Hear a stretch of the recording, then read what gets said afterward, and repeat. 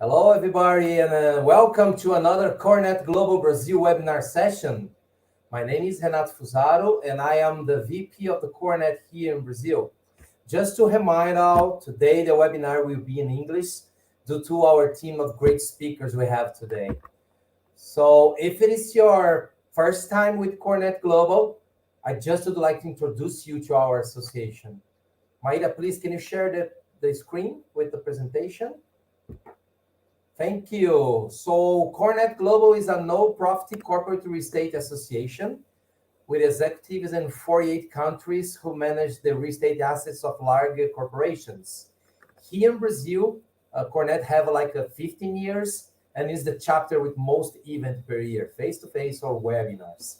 You can follow us in the social media. We are in our main website. You can follow us on LinkedIn with a lot of good content. Instagram, Facebook, and all the webinars and other past webinars and discussion. All the material you have in YouTube is available to everyone that have interest in the corporate real estate subjects. And everything is based on our sponsor. So we are a sponsor here for here in Brazil with several companies. And we are back to the normal, but we keep the webinars schedule. The idea to have the webinars is bring international speakers to share great content. So we have webinars scheduled until November, so stay tuned. And next week, we will talk about workplace strategy. So Maida, can you go to the next slide? Thank you. Next week, you have Luis Perez, the managing director of the Instant Group Latam. He will talk about workplace strategy. What is the company are doing to return to the office? What is the purpose of the office change? What are the employee asking for the new office space? We'll talk about a hybrid space and what is the challenge that everyone is facing to come back to the offices. Today we have the pleasure, to me it's a great pleasure to have a team to talk about technology trends for 2022 and beyond. Nowadays we have a lot of discussion about this because more than ever, corporate real estate and technology are working very close in the hybrid way to work. And the challenge of measuring occupancy is one of the new trends generated for this new way to work. So we are having here Simon Davis, Kim Castle, and Joey Aamidor. Simon Davis is for the purposeful intent and working in several companies. It's a pleasure to have Simon. Kim Castle now is working in CRE, and also Joey Aamidor has your Aamidor consulting company focused in technology for corporate real estate. So welcome the team. Simon, it's your show, please.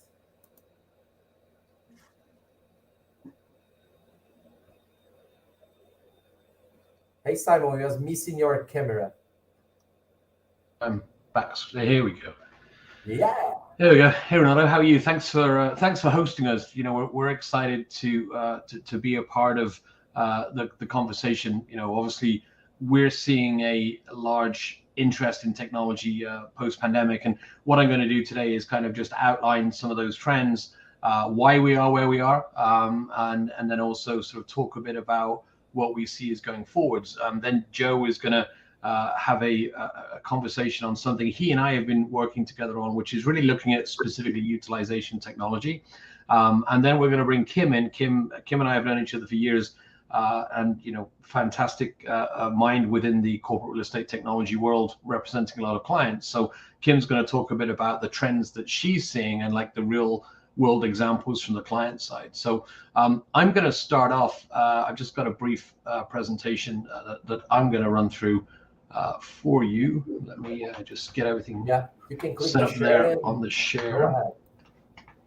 And you know, really what I want to do is kind of just sort of set the scene. Renato mentioned I've spent a number of years in the real estate technology space.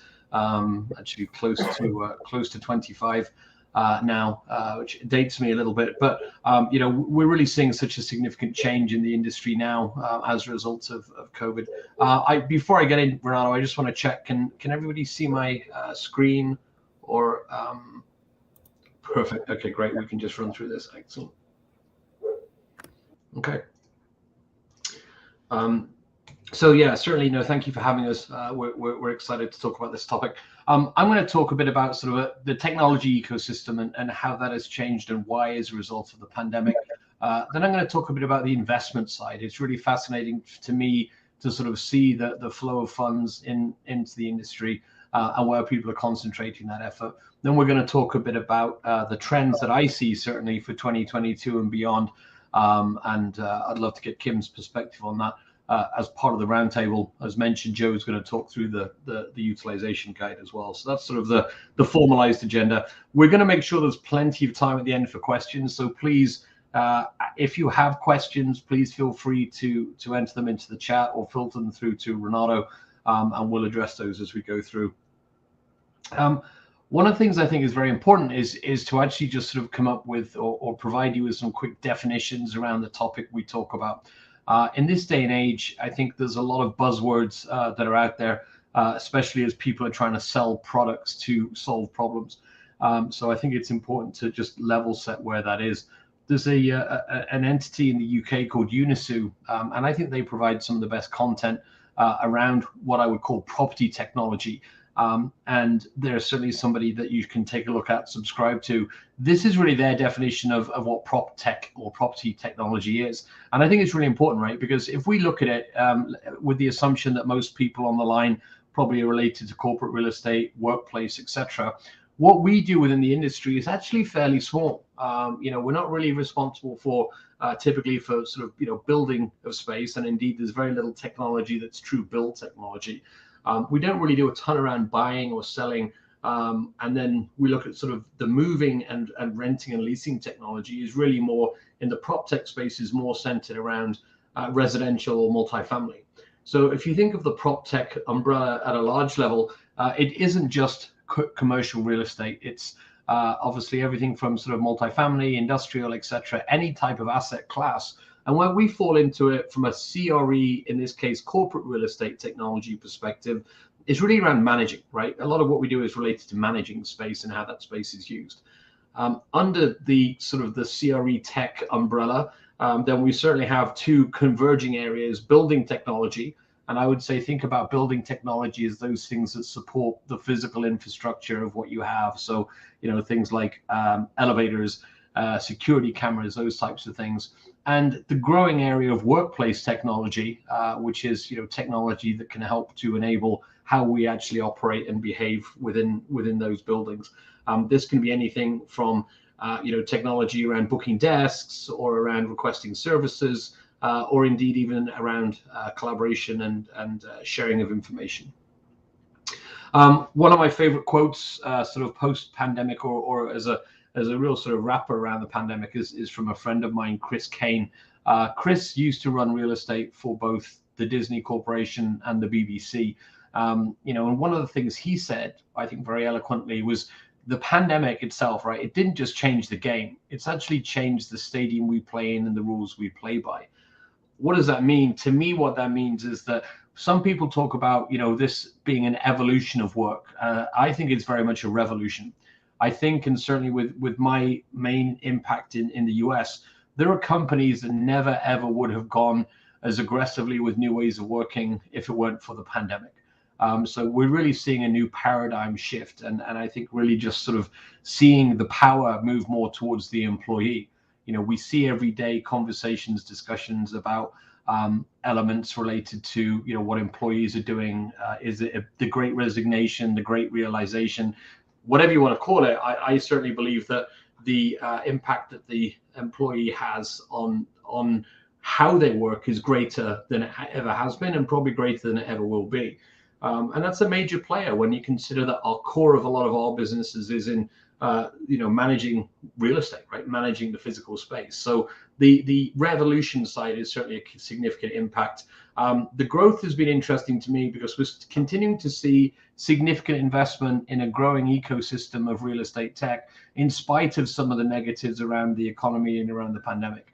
And I think part of that is because we still have a very immature market in terms of technology, and there's still opportunities for people to come in and invest in technology and build incredible companies. And when I look at new trends, I sort of tend to talk about elements as sort of work from anywhere.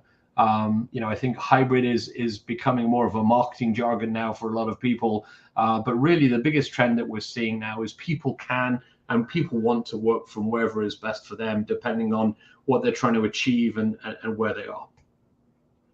We look at the ecosystem, and one of my previous companies, Impact Group, has this available free of charge to see in more detail. And one of the interesting things I would say here is that when I started in this industry, there was really only probably 10 to 15 credible companies that managed everything, which we used to call integrated workplace, which was everything from workplace, so work management, lease administration, project management, occupancy, and all of the core aspects of the system. The way that we're tracking information now, that ecosystem has grown significantly. Actually, looking at tracking 19 to 20 different verticals. So in addition to what was traditional integrated workplace management, we're also seeing massive additions in the workplace world, additions around strategy, and then also I think significant moves when we look at hybrid and what that might actually become. This doesn't even touch upon additional elements that will start growing around metaverse and other areas. And the reason I bring this up is because this listing alone is looking at about 250 different applications, right? So there's incredible technology out there, but it makes it very, very difficult if you're a end user. If you're Renato, who's responsible for ensuring that Cargill's operations are going correctly, that all of the information is correct, you don't have time. You've got a day job, right? You don't have time to go out and determine what solutions and systems you should be using. We recognize fully sort of the complexities of the market, and also recognize that there are technology tools out there that meet specific needs and specific purposes. And a lot of what myself, Joe, and Kim do in our day jobs is that's what we do. We help people understand which is the right technology for what you're trying to achieve. But this is a great starting resource for somebody that's exploring technology options. You'll see if you look at this in detail, if you're looking at, for example, something like utilization technology, what products are out there that can do that. So the ecosystem is getting very big. The investment still continues to grow. Last year, there was about 34 billion invested in prop tech. Only about 8% of that goes into our market in commercial, but it's still a significant number. And we're actually seeing right now the numbers for the first half of 2022 are actually outstripping this year, right? So this growth, we saw investments close or over $30 million in 2019. Even during the pandemic, there was $22 billion invested, and now that's going back up. And again, I think what that means for us is good and bad. I think it means there's great technology capabilities, but I think it also makes it very hard and very confusing for most people to actually be able to pick the right products for them. So that's just a bit about sort of where we are from a lay of the land perspective. What I'm going to talk about now for a few minutes is what I see as sort of the top trends for this year and beyond. And then I'll hand it over to Joe to give his presentation on the utilization side. So what I'd say, firstly, one of the biggest changes I'm seeing is technology. If you look at that first line, very deliberately, I crossed out the word place from workplace, because what we're looking at now is technology to help people manage the future of work wherever that may be. Certainly seeing significant trends towards people having that flexibility to work from wherever they need to work from, whether that be home, the office, or a third place.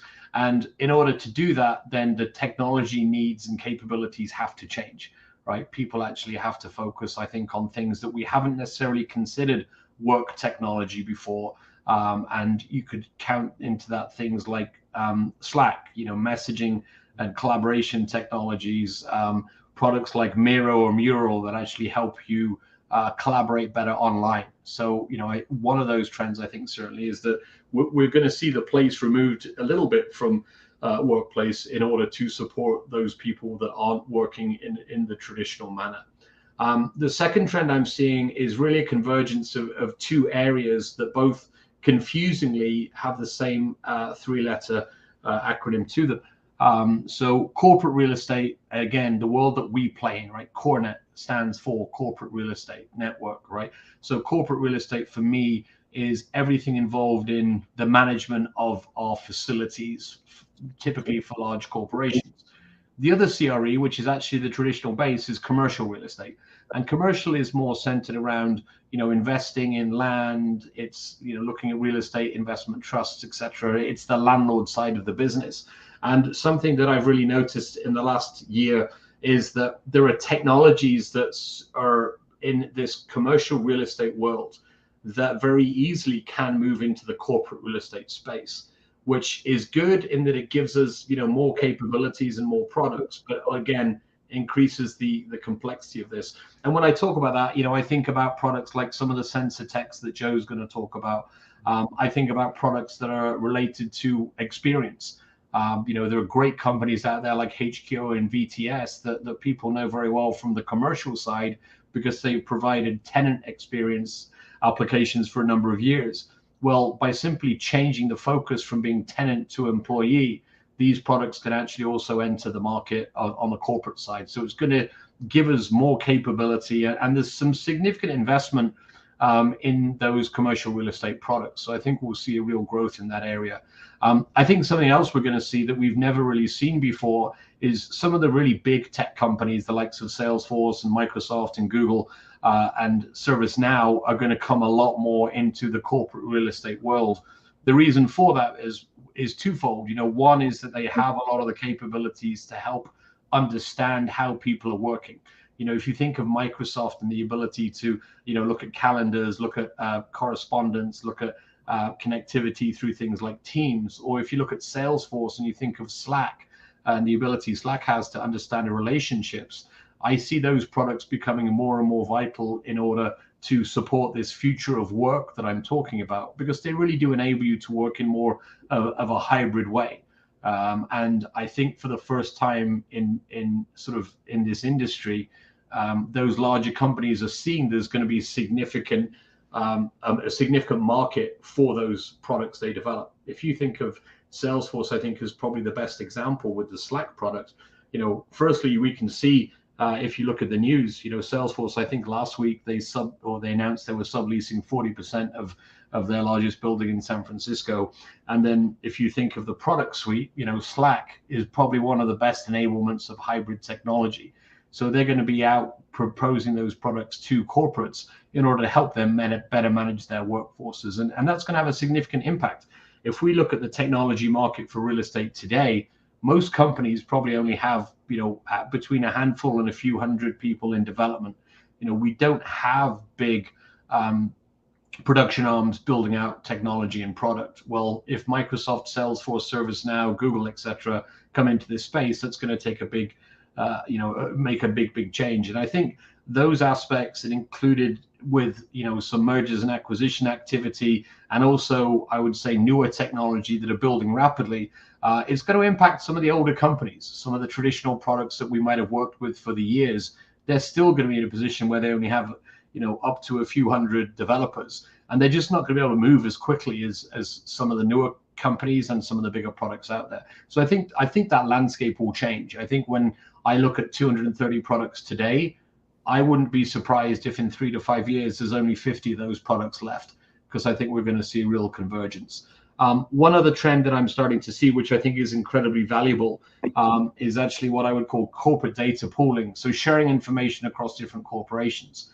We're all challenged now with understanding return to office, what that means, how, when, where, and why should people work.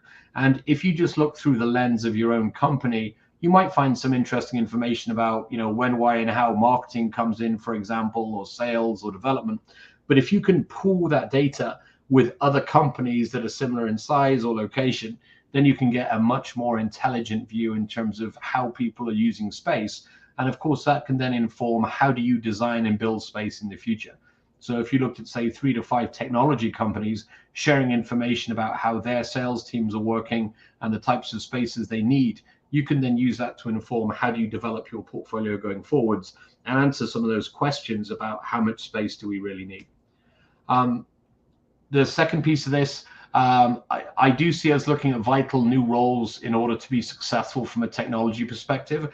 Probably the biggest one of those is looking at data science. I have a 5.5-year-old. She's too young right now, but if she was at the age of asking for college, etc., and said, "What should I do, Dad?"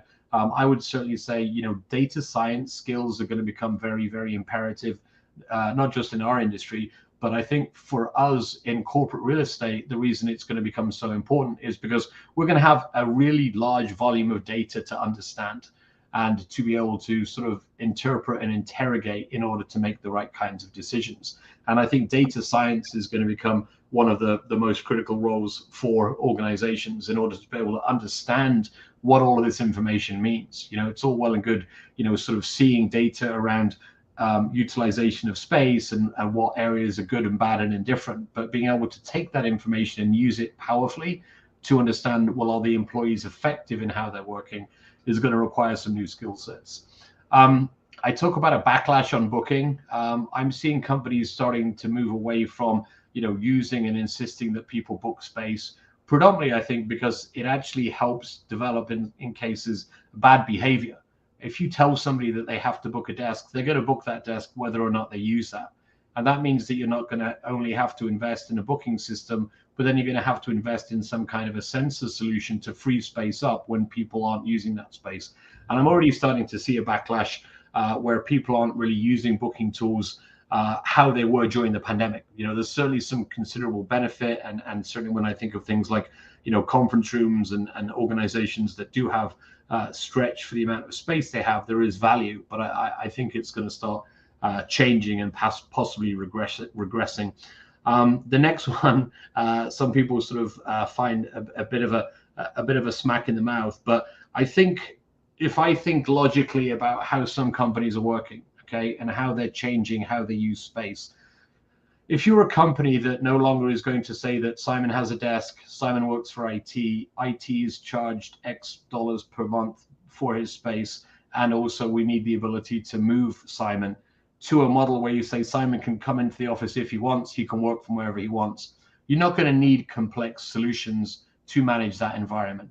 So when I talk about sort of the death of CAFM as we know it, what I'm really looking at is those models where, if you're not going through that exercise of managing space in a traditional way, then why do you need a traditional solution to do that? If I'm not concerned about BOMA measurements and standards, then why do I need a product that goes down to that level? So I think we're going to see a significant change in that area. And we were already seeing it. We were seeing, I would say, let's say, newer tech products that were really more focused around the people in the desks as opposed to things like square footage. But I think that's going to continue to increase. And as a result, I think we're also going to see some changes to the metrics of success. In my mind, it's a message that's not out there a lot, but the cost of the attrition of staff relative to your real estate cost should be one of the key metrics. I think people should start looking at those in order to understand the value of the workplace, right? Because if you're losing employees because they're not interested in how you're offering services and how your space serves them, then that's going to be far more important than understanding what are you paying on a dollars per square foot basis. So I think those success metrics around things like retention of staff will be big. What is the cost of your space relative to that attrition? I believe as well we'll start looking at metrics around areas specifically including satisfaction with space. Are the employees happy with the space they have? Do you have the right kinds of spaces? To me, and I don't want to take Joe's thunder, but that's a big part of the utilization side, right? Is ensuring that you have the right kinds of space for your occupants to do their work. And then the last trend, probably not too surprising, and that's why I sort of slightly phrased it differently. The metaverse isn't coming. The metaverse is here.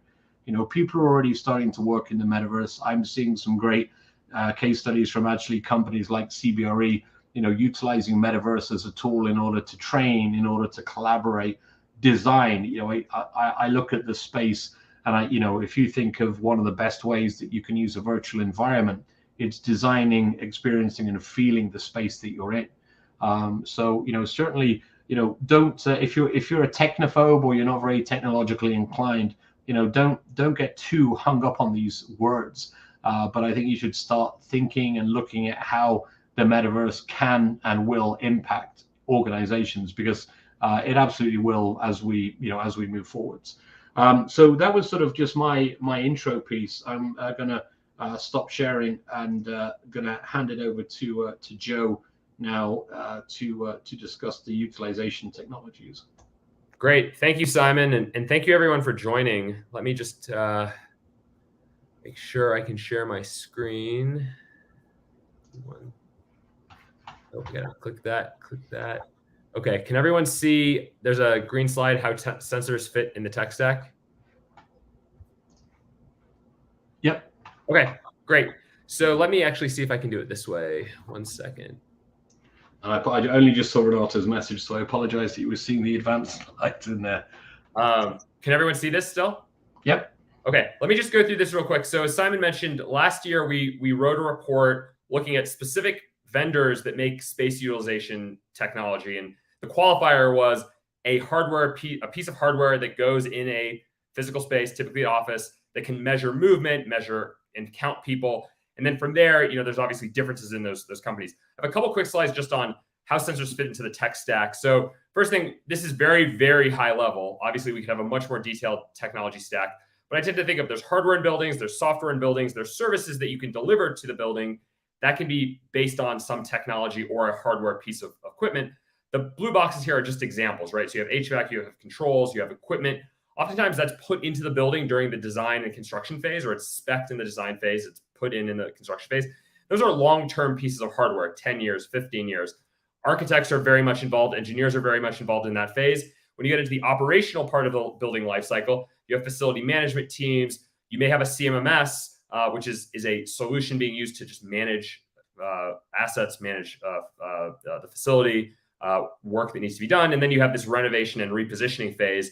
And again, high level, but space sensors, I think what's unique about them, and maybe any type of kind of IoT-enabled sensor, they're being put into the building typically during the operational phase. So you don't come to a building that has been newly built that has these sensors. There are certainly cases that you could do this. There are companies that are a little bit more focused there, but generally speaking, whatever state your building is in today, there are sensors that you can deploy easily at generally a low cost to measure movement, measure people.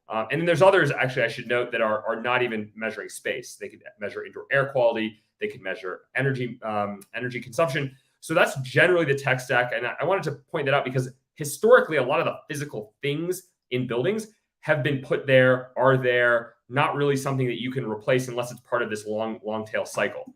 In terms of use cases, very, very quickly, you have just running a flexible office. And you could argue a flexible office or tracking how the space is being used.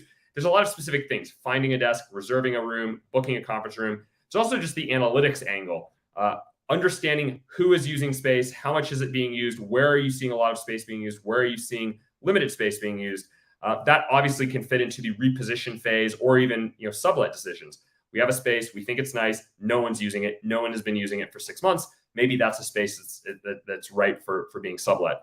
There's also now what we're starting to see in a couple cases, some of these space utilization sensors are integrating other types of indoor condition monitoring. That can be air quality, that can be temperature, that can be light, that can be ambient noise. That is not something that all vendors offer. There are also a whole separate set of vendors that just focus on the indoor air quality sensors, but there's definitely a use case there. I want to know not only how my space is being used, but I'd like to try to relate that to maybe temperatures, maybe noise levels, maybe light levels, natural light versus artificial light. So those are all some of the high level use cases. In our report for each individual vendor we profile, we actually do talk about how it supports one of five total key use cases. Generally speaking, just to close up this quick section, you can get granular measurements of hard to quantify things. 5-10 years ago, it was hard to quantify a lot of the things that we're now able to quantify. How many people are in my space? Where are they going? How are they moving about the space? I would also say that a lot of these solutions are fairly easy to deploy. There's a number of vendors that we profiled where you can deploy the sensors on your own. They can be battery operated. They can connect either to a Wi-Fi network or they can connect to a cell phone network, and they will self-calibrate, or maybe they're just remotely calibrated. So there's not a lot of complexity there. There are some solutions that are a little bit more complex to deploy. There's also a lot of, they're all natively integrating to the cloud. So your data will go to the cloud naturally, normally. You can log in, you can access the data. There are APIs so that you can send the data elsewhere. And you could argue, again, a bit of a prediction on my part, but if you think a flexible office means it's just also going to be rapidly changing, more data will be really, really important to inform those changes. In terms of our research, real quick, a couple slides. So there's a report. We had a first edition in 2021. We have a second one coming out fairly soon. We're just wrapping up a lot of the final steps. The goal here was just to simplify this fragmented vendor landscape. We profiled about 20, or this issue will have 25 vendors. The last issue was 21. We've identified more than that. There were a few vendors who were not interested in being part of the study. It's obviously their choice, but you're talking about a couple dozen vendors. There are other application providers that utilize data from these sensors. So you may also be buying one of these sensor products indirectly by deploying a broader kind of workplace management solution.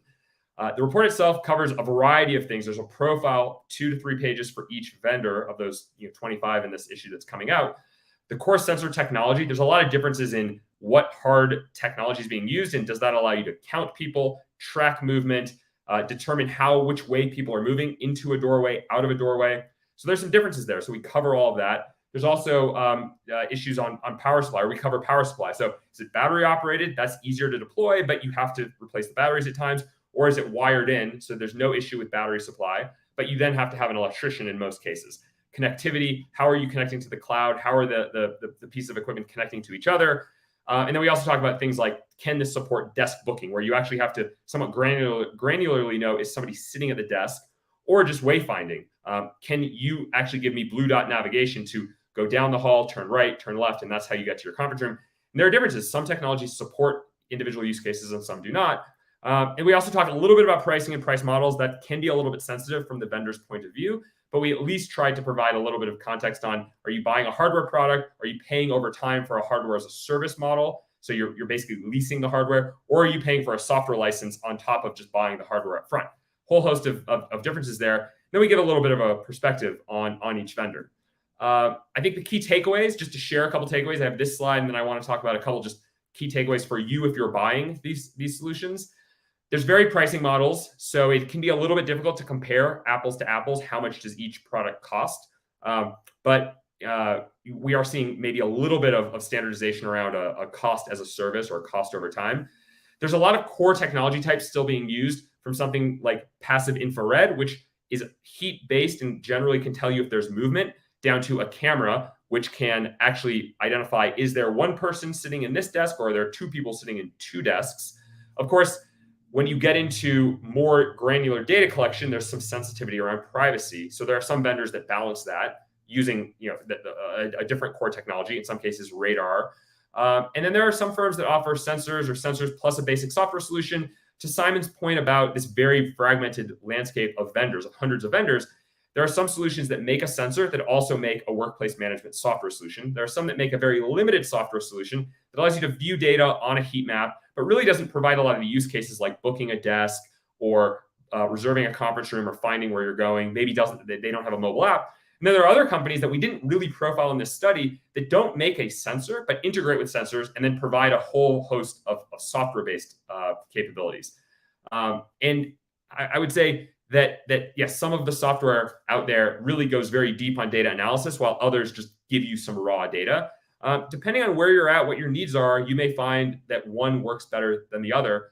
So there's a whole host of different categories and considerations. In terms of just quick tips for buyers, I would start by identifying the core problem you're trying to solve. So do you have a lot of open desks that are hard for people to find or hard to book, or you have conference rooms that are being booked a lot but aren't being used, or maybe conversely, a lot of use in conference rooms and you're not sure, do you need more conference rooms or not? There are different different types of technology you may need to support individual use cases. I also would suggest conducting an inventory of current systems that are deployed, current data that's accessible. In some cases, just access control systems can give some data that can be somewhat erroneous at times or incomplete maybe. I've seen that as examples. But in other cases, it can be very, very robust and it can answer some of the initial questions. Small pilots are a great way to deploy technology to start. You can deploy in a couple buildings with a couple technologies. you'll learn a lot, not only around the product, the cost, the capabilities, but also how easy or hard is it to deploy that? How much uptake do you have of those data within your organization? So pilots can be useful in a good first step. I would also think about the total cost of ownership, ongoing costs and upfront costs. Sometimes vendors are more focused on what is the upfront cost, but if you look over a 5-year period, you might find what looks to be more expensive is actually less expensive than an alternative. And I've seen that happen. I would also say that not only is it the vendor's hardware and software, but it's also just the ability to deliver the offering support over time. That can be a challenge as well, where the product is good, but we find that the longevity of the hardware isn't quite as great, and it's hard for us to get new replacements. Or in other cases, the data we're getting is fairly raw. It's hard for us to take action with those data. There's all kinds of longer term issues that I would consider beyond just who has the best hardware or the best software. I think that was all I wanted to say. If you want to learn more, you can find me on LinkedIn. You can go to my website. But I think with that, I will turn it back to you, Simon. Let me just stop sharing. Great, thanks, Joe. That's an awesome intro, and I think it's certainly a very complex area that is gaining a lot of attention. I'm hearing from over the last 18 months, really, from C-suite down, understanding how many people are coming back, when are people coming back. Not maybe as much focus as there should be on the why people are coming back, but that's definitely a big area. I'm going to really just sort of open up a bit of a dialogue now with this group, but certainly if people have questions, feel free to put them into the comments and we can start talking about them. Kim, I think it'd be great, really, maybe just to give just sort of a minute background on you and your role at CB and what you do, and then we can talk about some of the specific things that are happening in the industry. Yeah, good to be here. Kimberly Castle, I'm the head of the Workplace Technology Advisory Practice. And so we are hired to do software selections. And I think we're hearing, just like Simon mentioned, the various different areas that, kind of trends that are happening. And we're seeing is people coming to us to really look for, hey, this sensor solution, what is the best option for us? And I think that's one of the big challenges that we're seeing, as well as like not very clear definition around what the use cases are or what they're even going to do with that data. They may have money available to purchase those sensors and feel a sense of urgency with people coming back to the office. 100% agree that pilots are a great way to kind of figure out if it's a valuable tool for you. At the same time, it's also difficult to get pilot data right now because the offices don't fully have people back in a lot of places. And so we have a lot of clients who have the sensors installed who've been in a position that they've wanted to run these pilots, and they're kind of waiting because the people aren't fully back to the office. So I think that's a bit of a challenge right now, but I agree. I think pilot is a really good option. The other area we're seeing, again, a lot of our clients coming to us asking for help is to help them select desk reservation tools. Same thing. I'm kind of getting mixed use cases there. Not really sure why they need it. Again, I think initially, if people aren't coming back to the office and there's a lot of spaces, you don't necessarily need a room reservation tool. But I think when we start to see, one of the challenges, I think there's a lot of space that people have that they can't get out of the leases in the short term. And so we might see more value in having a desk reservation tool when and if they can start to get, let those leased space go where they don't have so much overhead. But I do have one, I think of a few clients in particular who they won't even consider the option of using desk booking solutions because they feel that it absolutely sends the wrong message to their employees about coming into the office. I think Simon kind of touched on this, but for them in particular, it's more about we want to encourage our staff to come to the office, and by us making them book a desk, it's kind of a deterrent and something now that they have to do in order to come in. And I think one of the big things that we need to really think about as we're encouraging our staff to come back to the office is how can we make it easy for them to come back and make it attractive for them to come back? And I don't have to do all this work. I don't have to book a desk and like actually get out of my yoga pants and then get in my car and spend gas and drive to the office. And when I'm there, now I have to find a parking spot that I probably have to pay for. And so there's all of these other things that are like a deterrent to me that our our companies really start to need to consider above and beyond the space and tracking where I'm sitting. Yeah, I think that's great, Kim, because I mean I'm certainly seeing, there's a macro question I think that's really impacting people's return to office, which is that ease of getting in, right? A friend of mine, Brett Houtop, who used to run real estate at LinkedIn, he would use this phrase of like, how do you get people to put their pants on in the morning? Because to your point, going to the office now involves a lot of decision points around, how do I get in? Do I take public transport? Do I drive? Gas prices are going up. Some of the major cities, I think of San Francisco and LA, are not necessarily places you want to be in right now, from the feedback I'm getting on the ground. And I think a lot of companies are concentrating on what do we do inside the box that is the office, but not necessarily thinking about how do you actually get people to come into town. In New York, there was, I think, the famous conversation saying, well, if people can come into New York to go to bars and restaurants and go to see shows, and they can go to work, but people don't want to go to work. And I think that ease is there. Joe made a great point about the use cases around utilization. What do you see, Kim, as sort of the valuable use cases long term? Like, why should a company be investing in a sensor solution or a workplace experience or booking solution? What are the real valuable use cases? For me, one of the biggest things is not the like, is a space being used, but how is it being used and why is it being used? One of my clients, they said, okay, it's great that we have a sensor solution and it tells us no one's sitting in this space, but now I need to figure out why. And so do I actually have all of the information I need? And I think Joe touched on it. Like, is that space not being used because there's nobody here?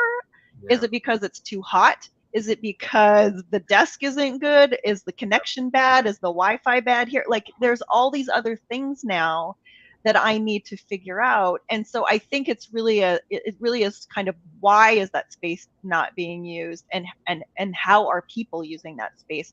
Yeah. And it's not just, is somebody sitting in that space? I need to know a lot more about that area to make a decision on, do I need to change something in that? Nope, we lose Kim. Yeah, we lost Kim. Yeah. I was going to add something to what you said, Simon, what Kim said. Simon, there's actually good data, even you've probably seen it as well, on just, NBA games in America, right? Basketball games back to normal attendance, and movie theaters very close, and office attendance far beyond, or far below. So there's good data there. It's not just, your sense is right, but we can actually back up with data. I think the bigger picture, you and I were both at a CoreNet event back in a year ago now in North Carolina. And I remember talking to some individual corporate real estate leaders who said, we're doing surveys every month. We're doing surveys every other month, trying to figure out, when are people coming back? Do they want to come back? What they generally found, and I heard this from 3 or 4 different folks, leaders of corporate, just various corporations, said the survey data says we want to be back 1, 2, 3 days a week, and no one is coming back, or almost no one is coming back. So I think that's the big issue. I also heard from them that we're buying technology, we're buying sensors. We want to have a better data-driven approach to running our facilities. But you could argue that the first one is going to kind of lead the second one, right? At some point, you'll find, well, we're just not getting the same attendance we used to. We probably don't need as much data. We don't need as many sensors as we thought we did. And that's the big open question. We need some sense of what's the way forward around how are we using our office spaces.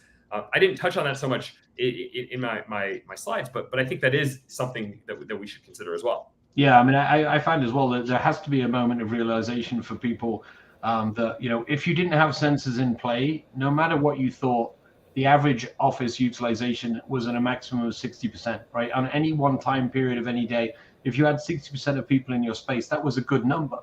I think there are a lot of companies out there that never had that data or insight, that were thinking they were more like 80, 90, 100%. And now they're saying, well, wait a minute, why is it so low? How do we bring it up? I've actually been working with a client who, to Kim's point, they keep pushing the pilot back of checking out these two sensor solutions we're working with, because the attendance isn't there. And I said to them, I said, look, really, you were maybe around 60 or 70, and they actually came back and showed me the numbers, and they're in a very different business, but very creative business, but they were actually at like a 90% attendance rate. So for that kind of company, it really is material, the people coming back. They actually have the data before, which most people don't, right? And I think for anybody on the line thinking about these studies, you can't decide an arbitrary number when you're going to start the study, because you don't know the reality. And most people, what they're lacking right now is the baseline. To the point Kim was making, I think the other thing that we need to start looking at is fit for purpose of space, right? If I have a job where I have to spend, let's say 2 hours a day on average on private phone calls, and I go into the office and I don't have an office, or I go into the physical office and I don't have my own dedicated space anymore, if there aren't enough available telephone booths, as an example, then I'm going to stop coming into the office. And I think we've all seen that, right? Both in meeting rooms and telephone booths, you come in, you look for a space, and there's one person sitting in it for 8 hours a day. So I think the use of space, and actually the conscious education around how you're supposed to use spaces, is going to become more and more. I don't see environments, and certainly I'm going from my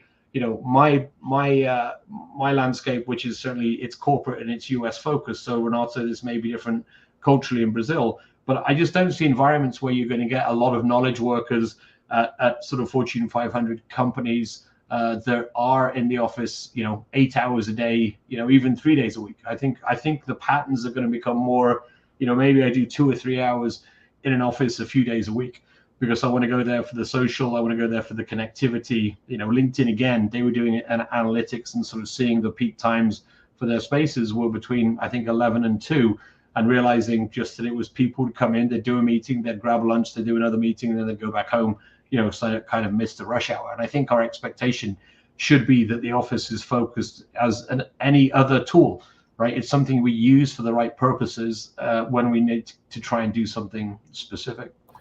Yeah, Simon, one of the questions that was raised for our audience here, one person that is an architect, she put in Portuguese, so I tried to translate. So basically, she say that the sensors, the tech equipments can help us to change the layout to have a better occupancy of the office users. So have a better way to use the office. You guys already have a kind of example, or any company already did this after the COVID. Nowadays, like we measure it and saw that need more collaborative areas, or we measure it, saw that we need more amenities and less focus room. Do you guys have a kind of example that you don't need to tell the name of the company, of course, but at least if you guys have some experience of some companies that already changed it because they have opportunity to measure it and see that need to be fixed, something like that.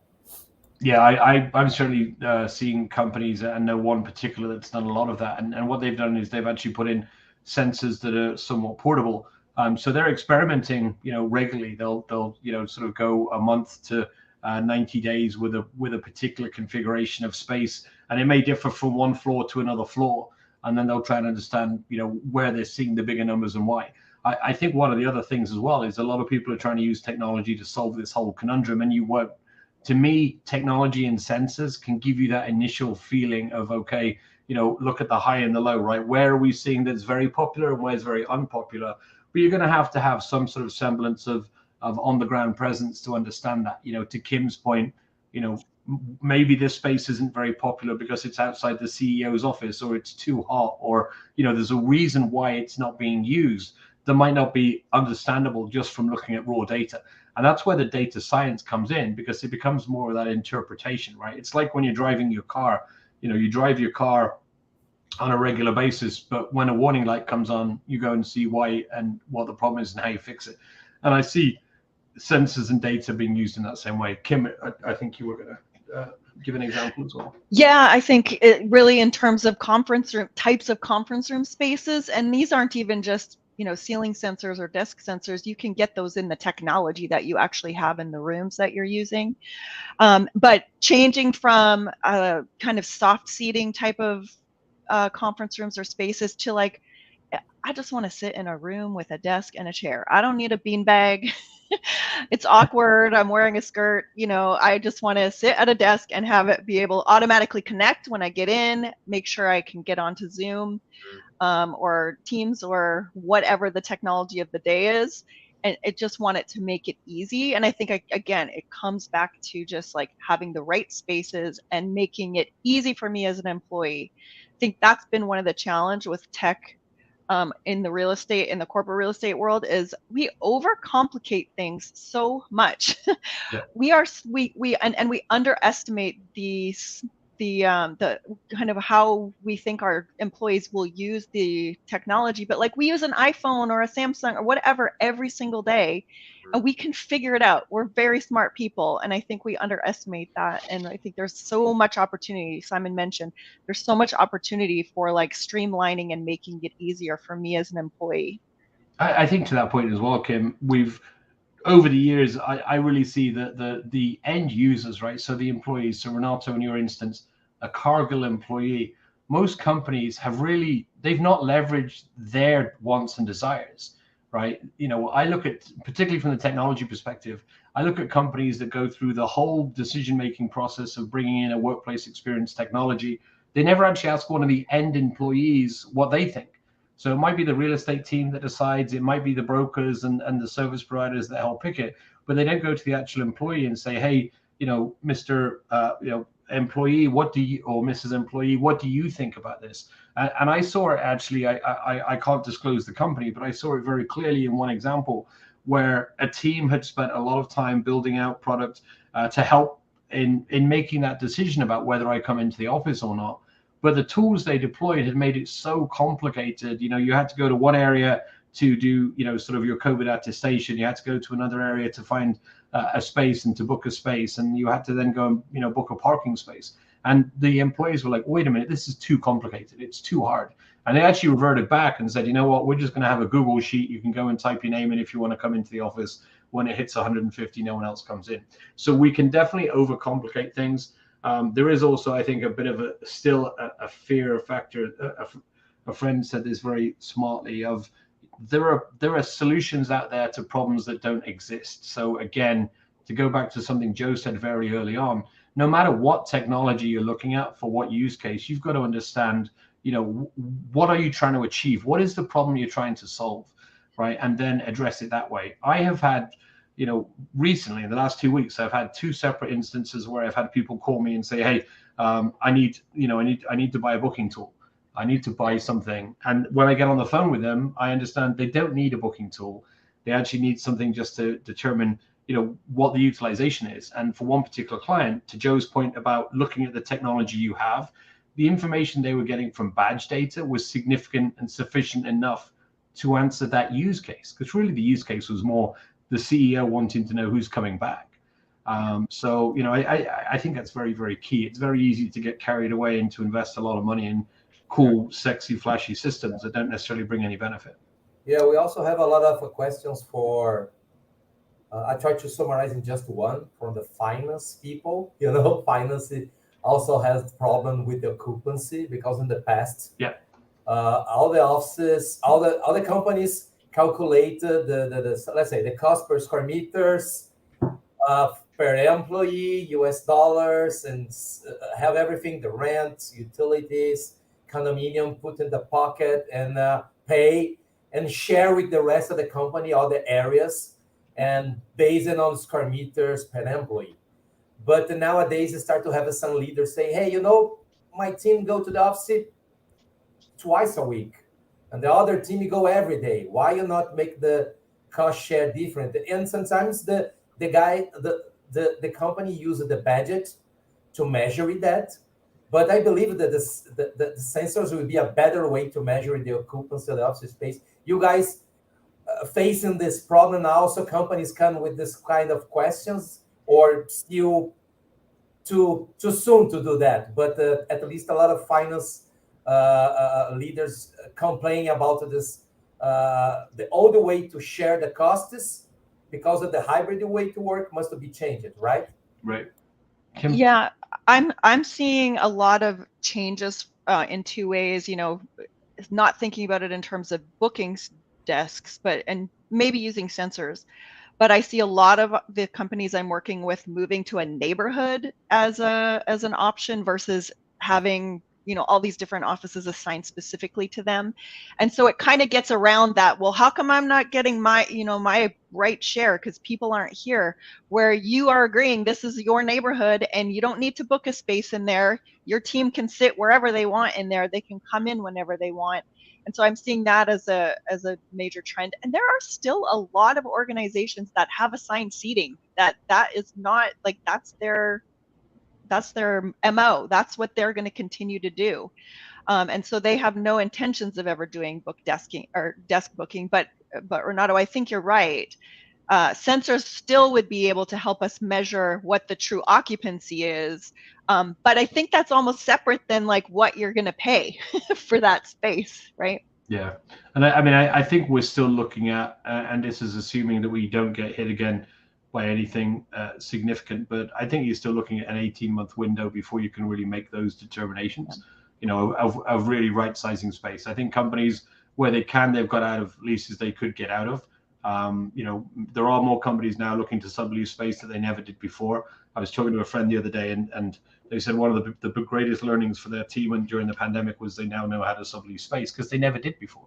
They were in the business of getting space for the company, and now they're seeing how they leverage that. So I think we're going to see, that sort of period of time to see where the right sizing is. But everything I'm seeing, I have not come across a single company globally who said, you know what, we've got more people coming back than we thought would.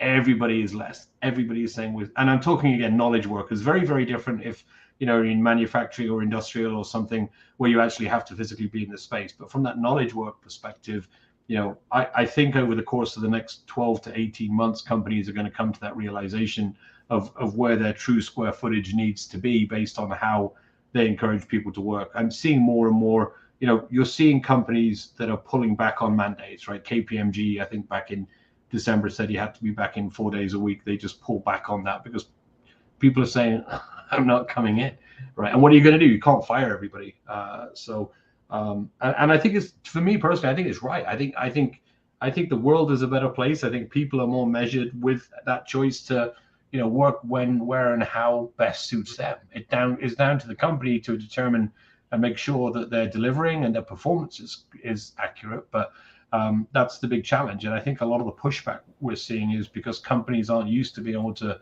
manage a hybrid or a dispersed workforce in that way. So. Yeah, and just to complement what you told, Simon, I think if we ignoring this, or worse, dismissing this preference per hybrid workplace, we become a less desirable employers for people, because who are the people nowadays are prioritizing remote or hybrid job and can see your son growth, stay at home, avoid the traffic. Believe me, here in Brazil, the traffic is terrible. Yeah. And if you keep these strong, you probably, let's say, lose some talents, right? So it's something that the company must take it in mind when you say, please come back to the office. I think the companies must provide options to the employees to work at home if you want or can.